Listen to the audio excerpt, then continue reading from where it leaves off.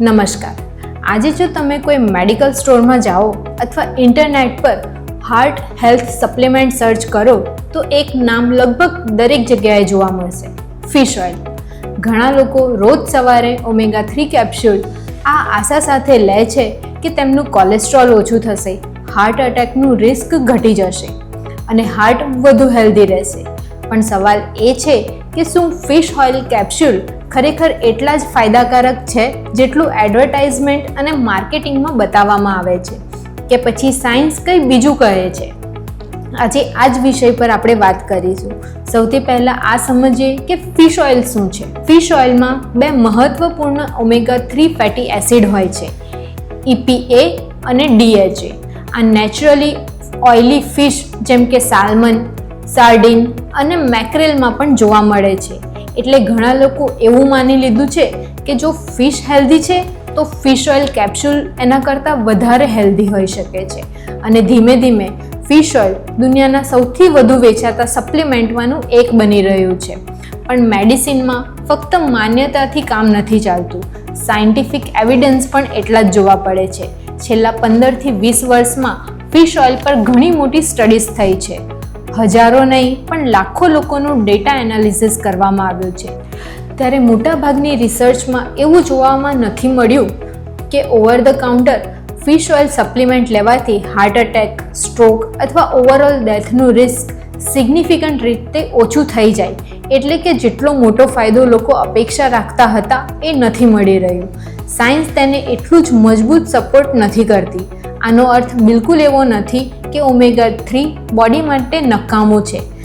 વાત ફક્ત એટલી છે કે ફિશ ઓઇલ કેપ્સ્યુલ અને હાર્ટ પ્રોટેક્શન વચ્ચેનો સંબંધ એટલો સરળ નથી જેટલો એડવર્ટાઇઝમેન્ટમાં બતાવવામાં આવે છે. હવે તમે પૂછશો કે ડૉક્ટર, પણ મને સાંભળવામાં આવ્યું છે કે ઓમેગા-3 એ ટ્રાઇગ્લિસરાઇડ ઓછા કરે છે. આ વાત સાચી છે. પ્રિસ્ક્રિપ્શન સ્ટ્રેન્થ ઓમેગા-3 ફોર્મ્યુલેશન કેટલાક પસંદ કરેલ પેશન્ટમાં ટ્રાઇગ્લિસરાઇડ ઓછા કરવા માટે વાપરવામાં આવે છે. પણ આ સામાન્ય હેલ્થ સપ્લિમેન્ટથી અલગ હોય છે અને તેનો ઉપયોગ ડૉક્ટર પેશન્ટની કન્ડિશન જોયા પછી નક્કી કરે છે.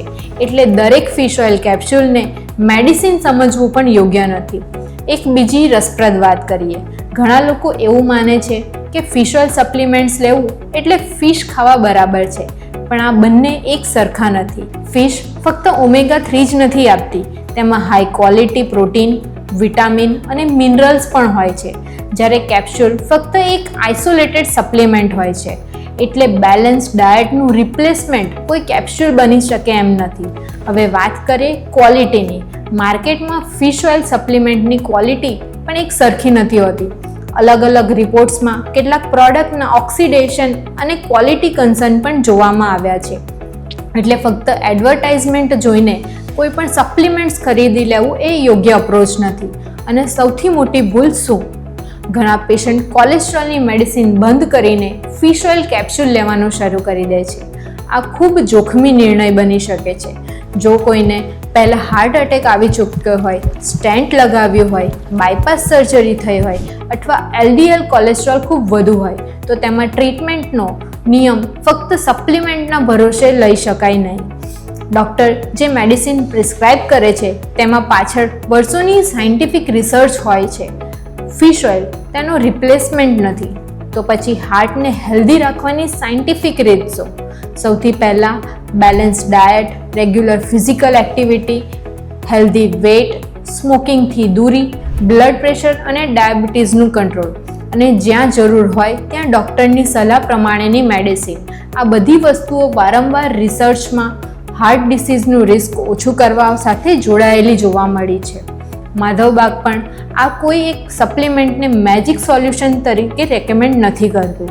સૌથી પહેલાં પેશન્ટનું ઓવરઓલ કાર્ડિયોવેસ્ક્યુલર રિસ્ક જોવામાં આવે છે.